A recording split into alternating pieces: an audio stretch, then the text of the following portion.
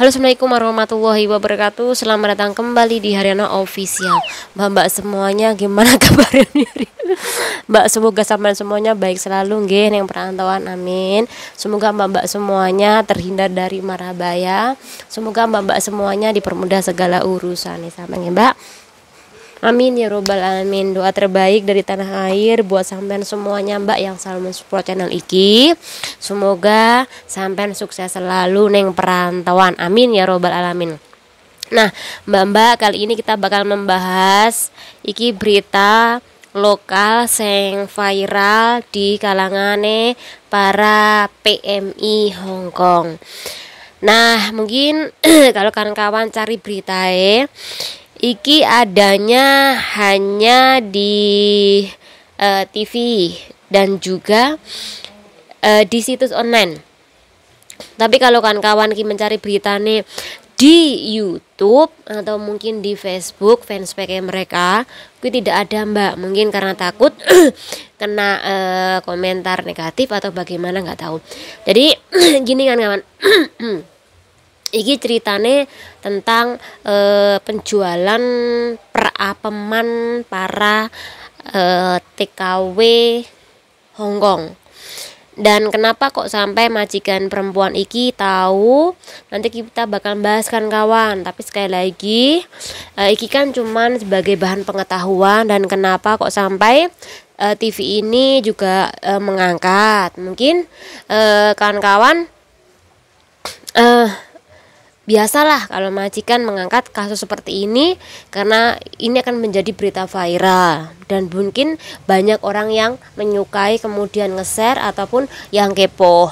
Tapi memang bener kan kawan, kalau membahas tentang perbabuan PRT asing di negara Hongkong memang iki view-nya melejit, bahkan banyak yang komentar juga. Jadi keasikan mereka yang selalu mengangkat kejelek-jelekan PRT asing khususnya PMI Hongkong.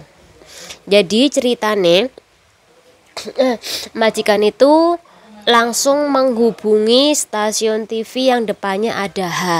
Nah H iki stasiun TV yang dimana salah satu anak cabang dari stasiun TV besar yang selalu memberitakan para pekerja migran asal Indonesia sing beritane mesti akeh-akeh elek-elek.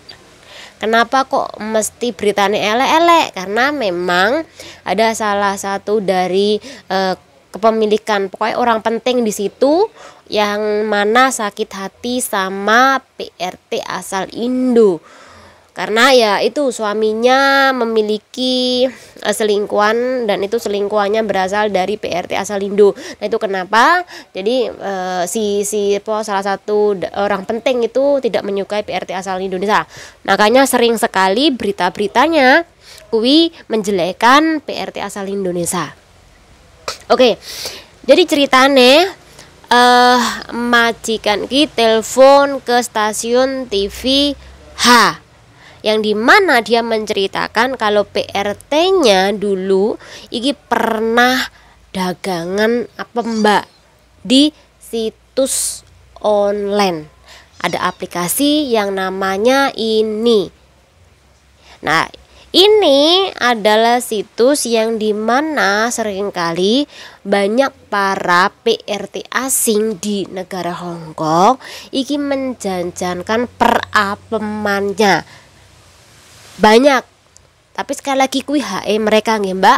Sekali lagi iki tidak menyinggung masalah ini. Kita bicara pada bagaimana sih bosnya sampai mengetahui kalau mbak iki ternyata di luar sana selain dia iki bekerja sebagai PRT-nya, dia juga jualan apem dia di situs mbak.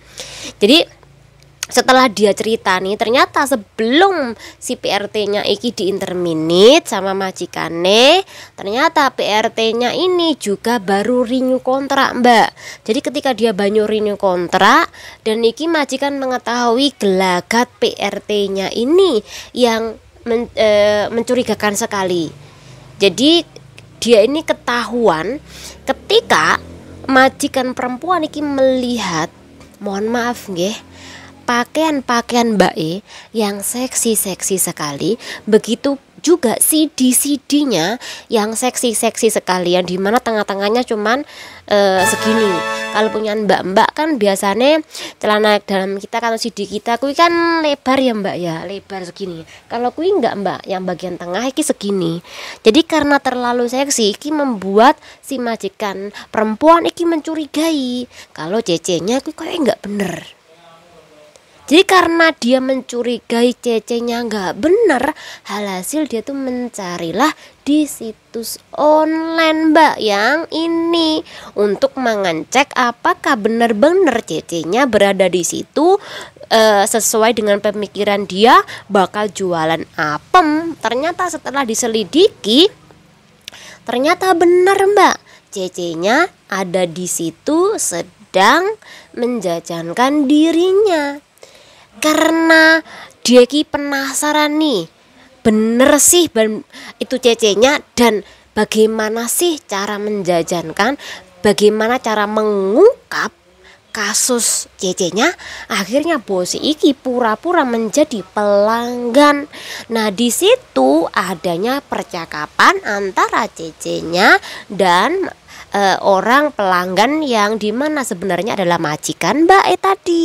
Nah di situ barulah terjadi negosiasi, minta harganya berapa, menawarnya berapa, maunya 1.000 sampai dengan 3.000, tapi akhirnya jadilah cuman 1.300-an atau enggak 1.000 berapa, pokoknya 1.000 lebih Mbak. Intinya ada percakapan 1.000 lebih untuk satu kencan Mbak. Dan setelah itu mbaknya kui setelah ada perjanjian, barulah majikan kui benar-benar mengetahui kalau cecenya ini loh benar-benar melakukan jualan apem. Dan di situ cecenya juga ngomong secara terus terang kalau dia ini libur mbak, libur ya, libur iki bisa melayani sampai 3 pelanggan sekaligus. Sekali lagi 1.000 sampai 3.000 mbak harganya. Iki masih mending mbak, lumayan lah segitu harganya besar ya, harganya besar untuk bisa mengencani mbak ya. Ada juga yang harganya sangat murah sekali, sekitar 200 sampai dengan 500. Itu kalau pembelinya adalah akung-akung yang biasanya dijajankan di depan MTR. Nah kalau dijajankan depan MTR, nanti si akungnya nanti bilang 300 ya, 200 ya. Nanti kalau mbaknya oke siap, jadi siap.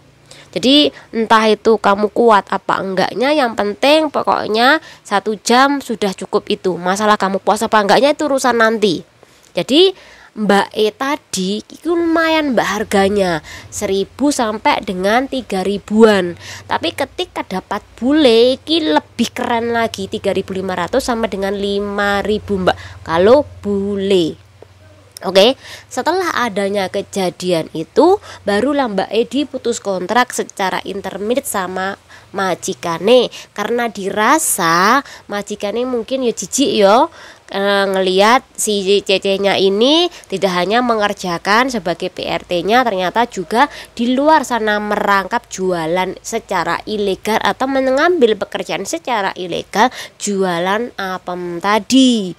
Nah, jadi kan kawan, dalam kasus ini sebenarnya banyak juga loh orang-orang PRT khususnya berasal dari Indonesia yang jualan apem juga, tetapi mungkin majikan don't care, tidak mau, atau mungkin majikan kui memang belum mengetahui kalau cecenya ini di luar sana ternyata jualan apem.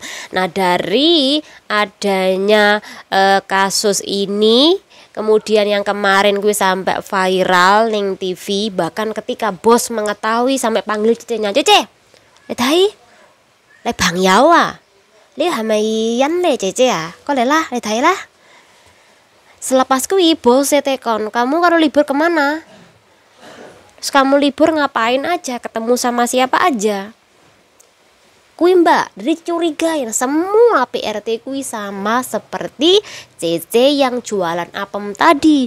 Tapi mending kalau ada PRT Indo yang nggak pernah ngambil libur, majikan nggak curiga. Majikan dengan berita seperti ini masa bodoh kan ceceku nggak libur. Beda kalau setiap hari Minggu dia libur, kemudian dandannya cantik, kemudian dandannya seksi, majikan mengira apakah ceceku juga melakukan hal yang sama ya, jualan apem juga ya di sana. Nah seperti itu Mbak. Jadi banyak juga dalam kasus ini kawan-kawan kita kena dampaknya, dicurigai oleh majikane seolah-olah melakukan pekerjaan yang sama, mengambil pekerjaan yang sama. Padahal kalau dandan seksi, dandan cantik bukan untuk dijual, tapi memang dasarnya mbak-mbak Indo memang menyukai kalau hari libur digunakan untuk dandan cantik, untuk dandan seksi. Karena apa? Buat foto-foto, kemudian nanti diupload di sosmednya dia, kemudian banyak yang komen, kemudian banyak pengikutnya. Seperti itu. Enggak mesti mbak-mbak Indo ketika dandan cantik itu harus jualan. Tapi sekali lagi hati-hati di dalam kasus ini. Majikan Anda bisa saja sewaktu-waktu itu mencari tahu tentang Anda, tentang kegiatan Anda, tentang aplikasi Anda. Apakah Anda ikut di dalam jaringan perjualan perapaman ini atau enggaknya? Karena takut suaminya juga terpikat sama CC-nya. Semoga dengan adanya pembahasan ini bermanfaat. Hati-hati Mbak ya untuk kalian semuanya. Semoga bermanfaat. Jangan diri. Wassalamualaikum warahmatullahi wabarakatuh. Bye.